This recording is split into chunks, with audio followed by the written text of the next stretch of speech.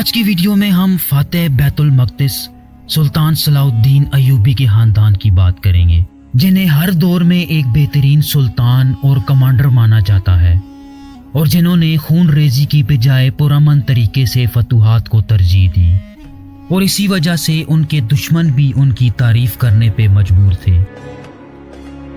سلطان صلاح الدین سن 1137 میں عراق کے ایک شہر تکریک میں پیدا ہوئے، جو اس وقت عباسی سلطنت کے زیر کنٹرول تھا۔ آپ کا پورا نام الناصر صلاح الدین یوسف ابن ایوب تھا۔ صلاح الدین ایک کردش خاندان سے تعلق رکھتے تھے۔ آپ کے والد کا نام نجم الدین ایوب تھا اور آپ کے چچا اسد الدین شیرکو تھے۔ یہ دونوں زنگی سلطنت میں بہت اعلیٰ پائے کے فوجی سپہ سالار تھے۔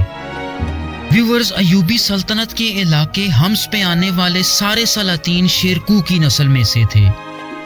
سلطان صلاح الدین ایوبی کے دادا کا نام شادی ابن مروان تھا۔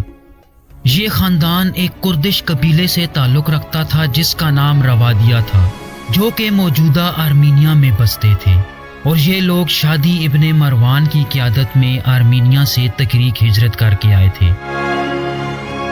سلطان صلاح الدین ایوبی نے اپنی بنیادی تعلیم اپنے چچا اور والد سے حاصل کی۔ اس کے ساتھ ساتھ وہ شیخ عبد القادر جیلانی سے بھی بہت زیادہ متاثر تھے۔ انہیں عربوں کی تاریخ، شجرہ نسب اور عربی گھوڑوں کی نسلوں میں بہت زیادہ دلچسپی تھی۔ وہ کردش کے علاوہ عربی، ترکش اور فارسی زبان بھی بولتے تھے۔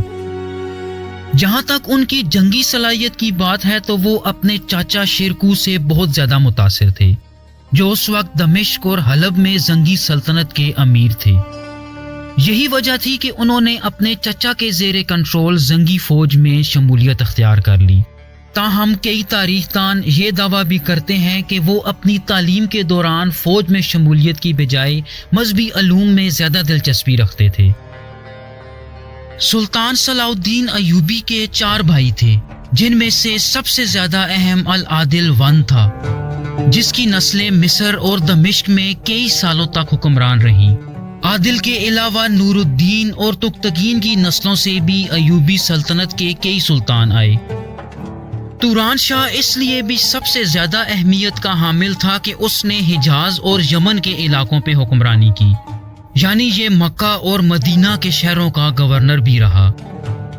کچھ مورخ یہ لکھتے ہیں کہ سلطان صلاح الدین کے 17 بیٹے تھے، اور جیسا کہ آپ چارٹ پہ دیکھ سکتے ہیں کہ ہم نے ان 17 میں سے 4 سب سے اہم بیٹوں کو نمایاں کیا ہے، جنہوں نے ایوبی سلطنت پہ حکمرانی کی۔ زنگی بادشاہ نور الدین نے صلاح الدین اور ان کے چچا شیرکو کو ایک فوج کے ساتھ مصر میں فاطمی سلطنت میں بھیجا، جہاں پہ ایک خانہ جنگی ہو رہی تھی، اور اسی خانہ جنگی نے ان کی مداخلت کو دعوت دی۔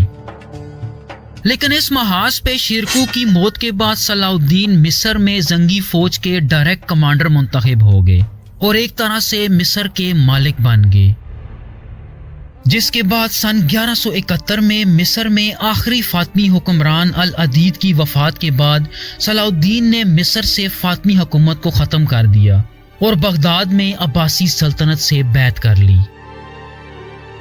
چونکہ حجاز کے مقدس شہر مکہ اور مدینہ مصر کے حکمرانوں کے تسلط میں تھے، تو یہ دونوں شہر بھی سلطان صلاح الدین ایوبی کے زیر کنٹرول آ گئے۔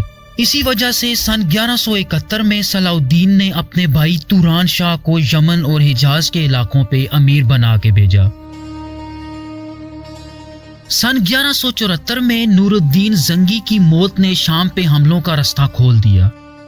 سلطان صلاح الدین نے نور الدین کی بیوہ عصمت الدین خاتون سے شادی کی اور دمشق کے گورنر کی درخواست پہ اس شہر میں بھی داخل ہو گئے اور یوں شام پر بھی قبضہ کر لیا۔ اس کے بعد سن 1175 میں ہما اور حمص فتح کر کے اپنے بھتیجے مظفر ون اور اپنے چاچا شیرکو کے بیٹے محمد کو وہاں کا امیر بنا کے بھیجا۔ سن 1183 میں انہوں نے حلب کا شہر بھی فتح کر لیا۔ اس دور میں سلطان صلاح الدین ایوبی دریائے فرات سے دریائے نیل تک کی سلطنت کے مالک بن چکے تھے، سوائے ان علاقوں کے جہاں صلیبیوں نے مضبوط گڑھ بنا رکھے تھے، اور اب ان کے سامنے ایک ہی مقصد تھا، और वो बैतुल मक़दिस को सलीबियों से आज़ाद कराना था।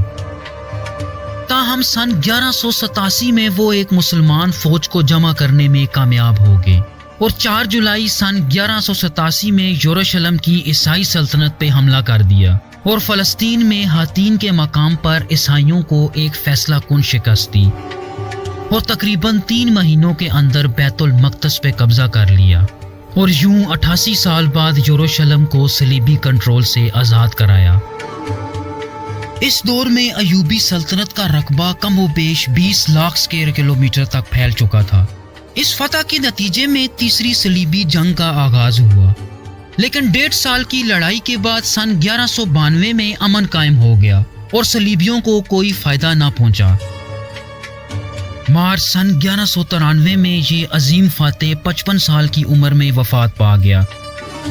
सुल्तान सलाउद्दीन अयूबी की मौत के बाद उनके भाइयों, बेटों और भतीजों ने उनकी वसी और अरीज सल्तनत को मुख्तलिफ सूबों और रियासतों में तकसीम कर दिया और कुछ अरसे तक इस अजीम उल शान सल्तनत का कोई एक सुल्तान ना था, बल्कि हर सुल्तान अपने अपने इलाके को कंट्रोल कर रहा था।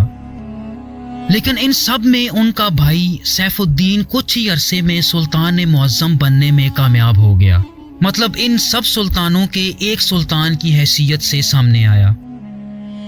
सुल्तान सलाउद्दीन की मौत के शुरुआती दौर में उनके बेटे अपने वालिद की सल्तनत के मुख्तलिफ हिस्सों पे सुल्तान रहे, जैसा कि अजीज उस्मान मिस्र में, अल अफदाल दमिश्क में और ज़ाहिर गाजी हलब में सुल्तान रहे। लेकिन सन 1196 में दमिश्क में अफदाल की जगह अल आदिल ने ले ली, जो कि सुल्तान सलाउद्दीन का भाई था। इसी तरह सन 1198 में मिस्र में अजीज के बाद उसके बेटे मंसूर को भी अल आदिल ने हटा दिया और खुद उसकी जगह ले ली। और यूं सिर्फ हलब ही ऐसा शहर था जहां सुल्तान सलाउद्दीन की औलाद सल्तनत के खात्मे तक हुक्मरान रही। चुनाचे आदिल ने सन 1218 में अपनी मौत तक अयूबी सल्तनत के तमाम इख्तियारात अपने पास रखे। लेकिन अल आदिल के बाद भी मिस्र और दमिश्क में हमें उसी की औलाद हुकूमत करती नजर आती है। ताहम यमन, हम्मा और हम्स के इलाकों पे अयूबी खानदान के दूसरे अफराद ने हुकूमत की, जो कि सलाउद्दीन के दूसरे भाइयों के बेटे थे। सन 1250 में मिस्र में अल आदिल अयूबी खानदान, जो कि शाम में भी अपना गहरा असर रसूख रखता था, ममलूक या गुलाम बादशाहों के हाथों अपना सारा इलाका खो बैठे और वहां ममलूक सल्तनत ने कब्जा कर लिया।